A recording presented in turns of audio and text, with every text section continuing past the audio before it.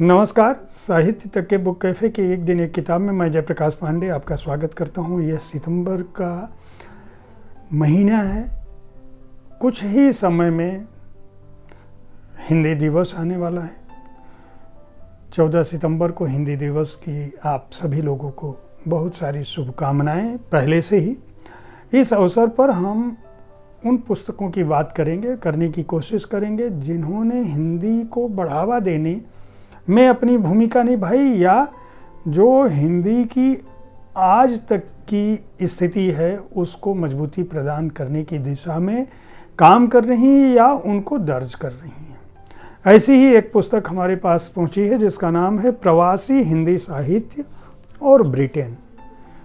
Rakesh B Dubey की यह पुस्तक है। राकेश बी दुबे उत्तर प्रदेश के औरैया ज़िले में गुलीडहा गांव में पैदा हुए 7 दिसंबर 1962 को। कृषक परिवार से हैं। उन्होंने स्नातकोत्तर की शिक्षा हासिल की और उसके बाद पुर्तगीज़ भाषा में जो एडवांस लेवल पाठ्यक्रम है वहाँ पे उन्होंने पीएचडी किया और प्रवासी हिंदी साहित्य में परिवेश बोध ब्रिटेन के विशेष संदर्भ में यह उनकी शोध का विषय था। बहुत सारी पुस्तकें वह लिख चुके हैं या उनका अनुवाद कर चुके हैं। भारत सरकार के कई मंत्रालयों से जुड़े रहे हैं। और प्रवासी हिंदी साहित्य और ब्रिटेन पुस्तक में उन्होंने इस बात की कोशिश की है कि जो भारत का प्रवासी साहित्य है खासकर हिंदी का, वह किस रूप में है। इस पुस्तक में वे प्रवासी का अर्थ क्या होता है यहाँ से शुरू करते हैं कि प्रवासी कौन से लोग हैं, प्रवासियों की क्या परिभाषा हो सकती है, जो भारतीय प्रवासियों का इतिहास है वह क्या है, विश्व में प्रवासी भारतीयों की गिनती कितनी है, और जब हम प्रवासी साहित्य की बात करते हैं तो उसकी परिभाषा क्या है, किस साहित्य को हम प्रवासी साहित्य करार दे सकते हैं, उसका स्वरूप क्या है, उसकी व्याप्ति क्या है, किन किन देशों में यह साहित्य बढ़ा। और जब वे प्रवासी साहित्य की बात करते हैं तो निश्चित रूप से हिंदी साहित्य की बात हो रही है। उस साहित्य की बात, उन पुस्तकों की बात हो रही है जिन्होंने विश्व स्तर पर हिंदी की धमक को बढ़ावा दिया। जो लोग अपनी धरती छोड़कर चले गए लेकिन अपनी भाषा, अपनी मातृभाषा को भूले नहीं और उन्होंने अपने स्थानीय परिवेश में साहित्य सृजन किया।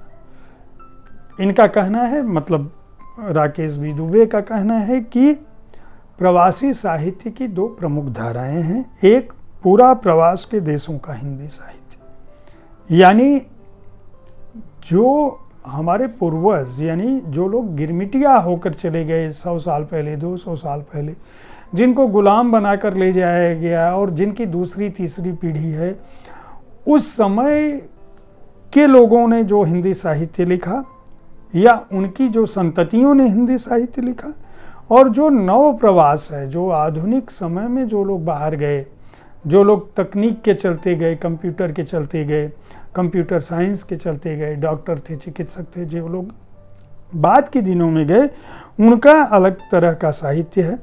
इनका कहना है कि नव प्रवास के कितने देश हो सकते हैं, यानी प्रवासी साहित्य की प्रमुख धाराओं को भी वो 4 हिस्सों में बांटते हैं।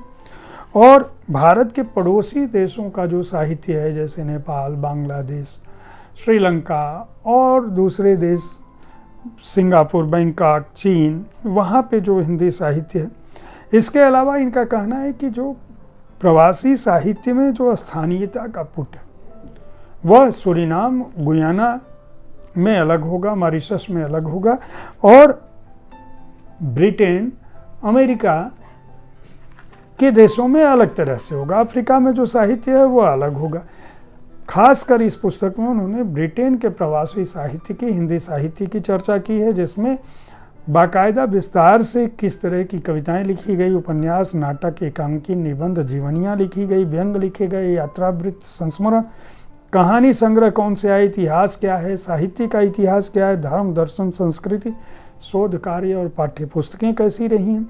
इसके अलावा इस बात का भी उल्लेख किया है कि ब्रिटेन के प्रवासी हिंदी साहित्य में स्थानीय तत्व क्या क्या रहे, वहाँ की जो राजनीति रही है, प्रवासी भारतीय और ब्रिटिश समाज उनको किस रूप में देखता रहा है, उनकी रचनाओं में किस तरह से ब्रिटिश समाज और वहाँ की जीवन संस्कृति आई है, किस तरह से वहाँ का रहन सहन आया है, प्रवासी साहित्यकारों के बीच में या प्रवासी भारतीयों के बीच में किस तरह के परस्पर संबंध रहे हैं और वो रचनाओं में किस तरह से आए हैं, वहाँ की राजनीतिक स्थिति का क्या प्रभाव पड़ा है, किस तरह से ब्रिटेन पूरे यूरोपीय देशों में जो भारतीय निवास कर रहे हैं, प्रवासी भारतीय हैं, उनको किस तरह से देता है और क्या वजह थी कि कहीं प्रवासी साहित्य अस्मिता की तो तलाश नहीं कर रहा है भाषा के माध्यम से, इसका भी वो जिक्र करते हैं। स्मृति में प्रवासियों की, प्रवासी भारतीयों की के दिलो दिमाग में, उनके हृदय में किस तरह से भारत धड़कता है, उनकी स्मृति में हिंदी किस तरह से धड़कती है और भारतीय संस्कृति किस तरह से धड़कती है, वह भी इस पुस्तक में उल्लेख है। और इस पुस्तक में इस बात का भी उल्लेख है कि प्रवासी भारतीयों ने ब्रिटेन को क्या सौंपा। अपने आप में यह काफ़ी शोधपरक पुस्तक है, बहुत ही श्रम करके इसे लिखा गया है। और पुस्तक के आखिर में न केवल किन देशों में कितने भारतीय हैं इसका ब्यौरा है, बल्कि उल्लेख है, बल्कि यह भी है कि किस लेखक की कौन सी किस विधा की पुस्तक किस प्रकाशक से छपी और उसका नाम क्या था। यह काफ़ी श्रम साध्य कार्य है। राकेश बी दुबे को इस बात के लिए बधाई दी जानी चाहिए कि उन्होंने प्रवासी हिंदी साहित्य और ब्रिटेन पर एक महत्वपूर्ण पुस्तक लिखी है जो हिंदी जानने वालों को, हिंदी पर शोध करने वालों को, हिंदी साहित्य में रुचि रखने वालों को और प्रवासी भारतीयों के बारे में जानकारी रखने वाले जिज्ञासुओं को के लिए एक संदर्भ ग्रंथ की तरह से प्रयोग में लाई जा सकती है। इस पुस्तक के प्रकाशक हैं सामयिक प्रकाशन, पृष्ठ संख्या है 304 और मूल्य जो है निश्चित रूप से 795 रुपये है, जो कि महंगा है, हार्ड बाउंड संस्करण है।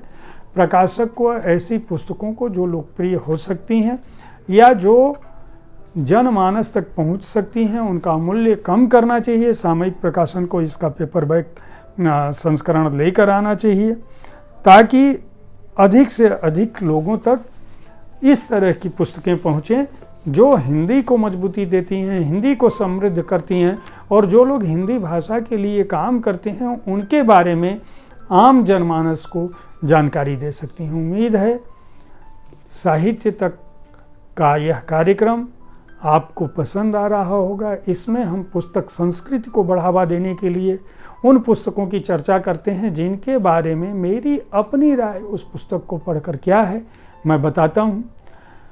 हमारा कार्यक्रम देखते रहें, पुस्तकें पढ़ते रहें, अपने को ज्ञानवान बनाते रहें और अपनी राय से अवगत कराना ना भूलें। कल ठीक इसी समय ऐसी ही किसी एक पुस्तक के साथ मैं फिर उपस्थित होऊंगा। हिंदी केवल दिवस की भाषा नहीं है, अपने जीवन की भाषा बनाइए, उसको समझने की कोशिश करिए। मस्त रहिए। धन्यवाद।